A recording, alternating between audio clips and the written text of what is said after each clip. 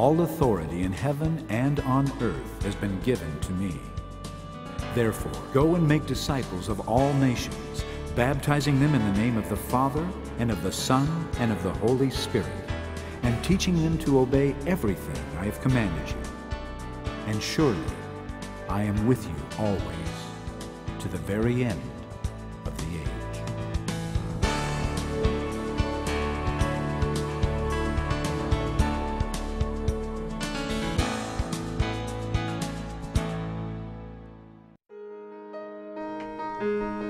The origin of the Yiu-Mien is still under debate.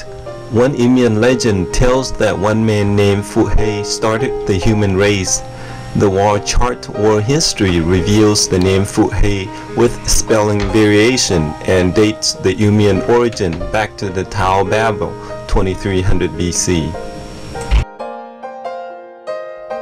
Chinese literature records the earliest Yiu-Mien existing in China in 500 BC and shows that the Yiu-Mien became very noticeable during the Han Dynasty. During the 14th century AD, the Yiu-Mien migrated into Laos, Thailand, Vietnam, and Burma to escape heavy levies. Many have resettled in Laos until the 1960s.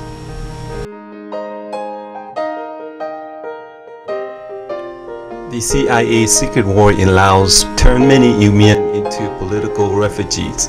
Since the US involvement was restricted to providing secret airstrikes, the US turned to the locals for ground support through the jungle maze. The Yiu-Mien and the Hmong became allies to the US CIA mercenary forces.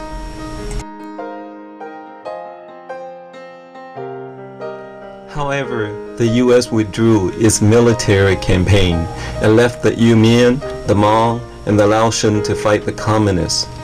Shortly after the fall of South Vietnam, Laos became under the communist control.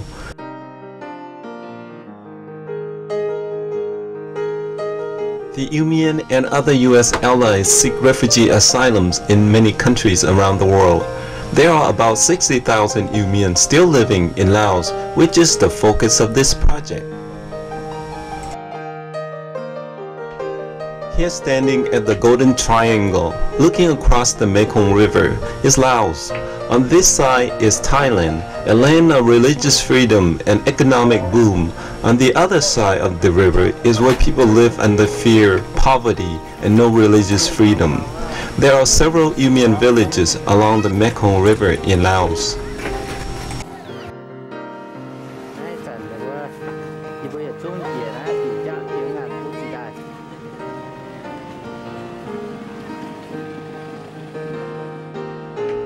Getting into Laos from Thailand is quite simple. From Chiang Khong, Thailand, it takes about 5 minutes by taking a passenger boat across the Mekong River into Hue Sai, Laos.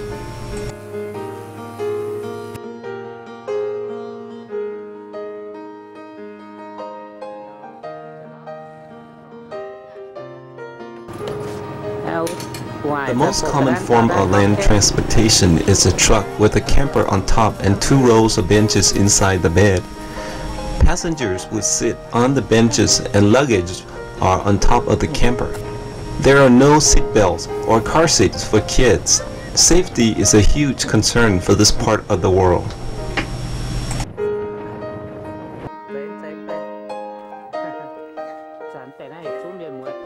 Here we have just arrived at one of the villages, and the people here are very excited to see us, gave us a very warm welcome. Just recently, the communists has eased up the religious practice restriction. Although there is much restriction on religious teaching, with proper permission, the villages can construct church buildings.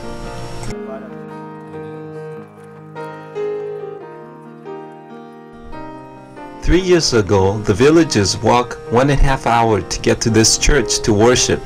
Today, the Lord has blessed the congregation with finance from other countries to construct this church building. It has been about a year since the building construction. The congregation has already outgrown the building capacity.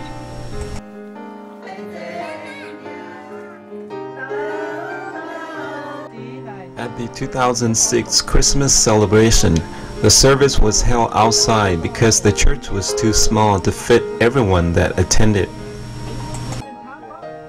This congregation of over 150 members is being led by two young men.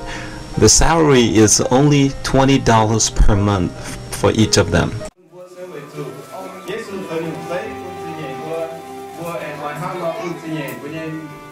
At the Christmas celebration, we discovered that there were about 260 children in the village.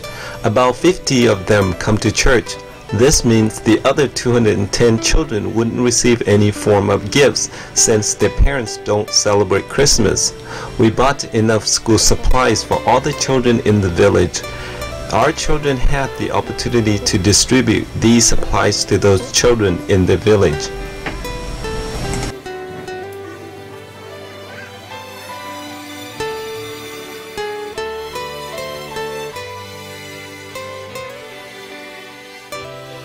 This lady is having a difficult time making ends meet. Her husband worked for the government and was murdered, leaving her with a 7-year-old son. A week prior to our arrival, the village received electricity, which cost about $300 per family. She did not have the money to pay for it. Therefore, every home in the village has electricity, but she still lives in the dark with her little son. We had provided her with some means to get by temporarily, but were not able to help her get the electricity she needed.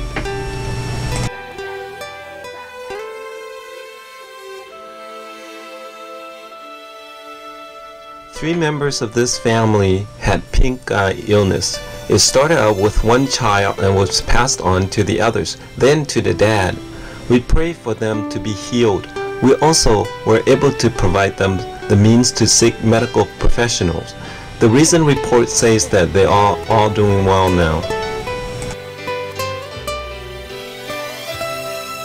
This lady felt and was injured in her 7th month of pregnancy. While we were in the village, she was very sick. The husband had no means to get her to the hospital. Our team prayed for her and provided the means to get her to the hospital. The baby had died, but later she recovered.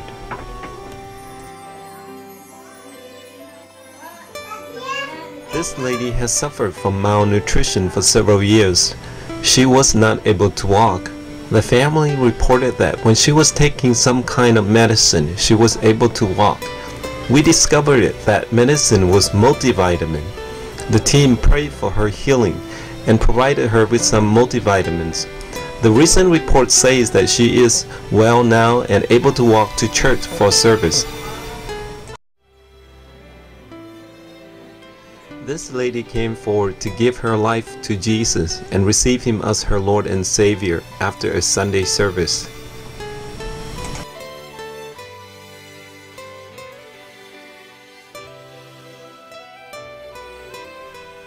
The people in the village are in much of spiritual needs. We went from house to house to pray for them and listen to their needs. We were able to help some of them, but there are many that we were not able to help them.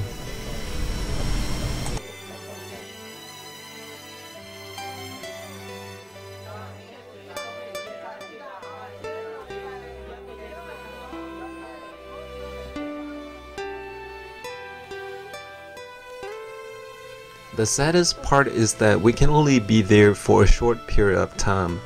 When we were leaving, some of the villagers followed us all the way down to the border. As we boarded the boat and looked back, we were leaving the people who looked up to us for so much.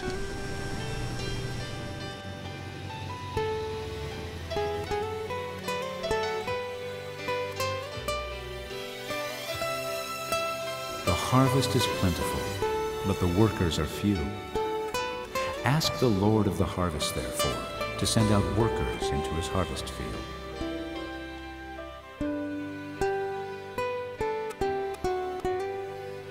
As Christians, what does our Lord want us to do in situations like these? I believe that He is calling all of us to be a part of this mission.